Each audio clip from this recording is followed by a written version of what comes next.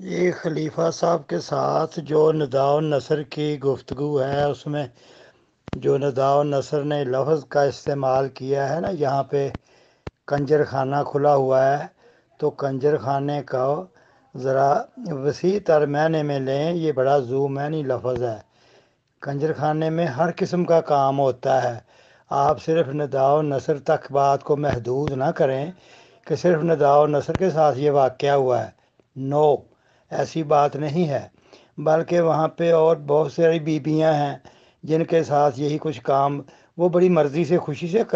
وہ کرتے ہیں کام، یہ کوئی اس لیے وہ بات باہر نہیں آ رہی، کیونکہ وہ خوشی سے اس پہ عمل پیرا ہیں۔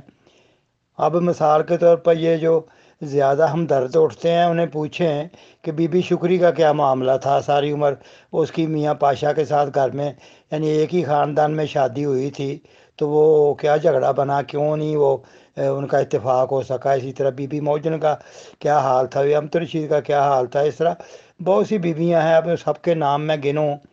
اور صرف بیویوں ان کا اس لیے کہ ان کے ساتھ کوئی جھگڑے والی بات تھی ہی نہیں،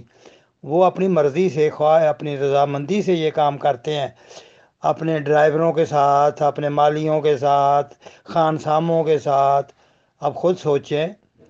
جب وہاں کے میاں صاحبان جتنے ہیں وہ وہاں کی کرسچن آبادی جو ہے اس کے لڑکیوں کے ساتھ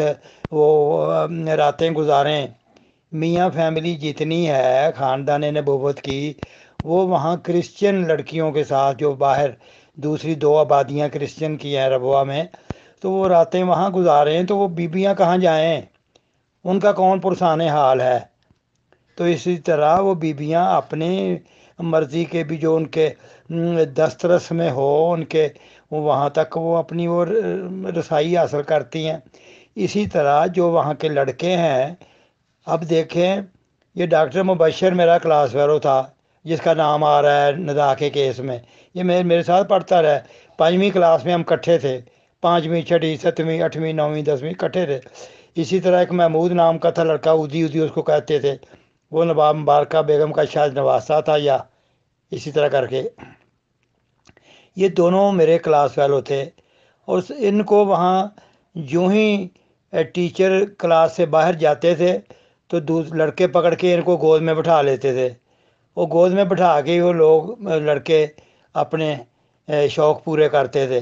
یہ ڈاکٹر مبشر کو اور اس کو، یہ دونوں اودی کو اور اس کو۔ تو یہ کہنے کا مطلب یہ ہے کہ یہ کنجر خانے کا معنی جو ہے یہ وسیع تر ہے، اس میں وہ گے لیسبین بھی ہیں، سارے ہیں، ہر طرح کے لوگ ہیں۔ بہرحال اس میں اتنے کوئی پریشان ہونے کی بات نہیں ہے، کیونکہ مسیح موعود نے لکھا ہے نا اپنی کتاب میں، انہوں نے صاف لکھا ہے، تو اب پریشان کیوں ہوتے ہیں؟ وہ لکھتے ہیں کہ میں کبھی آدم کبھی موسیٰ کبھی یعقوب ہوں، نیز ابراہیم ہوں، نسلیں ہیں میری بے شمار۔ تو اب دیکھیں، وہ لوط علیہ السلام بھی تو ابراہیم کی نسل میں سے ہی تھے، ان کے ساتھ قریبی رشتہ نہیں تھا۔ تو بہرحال یہ آپ سے جو ہے کہ علم کی ناواقفیت کی وجہ سے ایسی باتیں نہ کریں کہ ایسے اس میں کوئی غصہ محسوس کریں۔ وہ مسیح موعود نے خود لکھا ہے کہ میری تو یہ ساری نسلیں میری ہیں۔ بہرحال اس کو ذرا تسلی سے غور کریں۔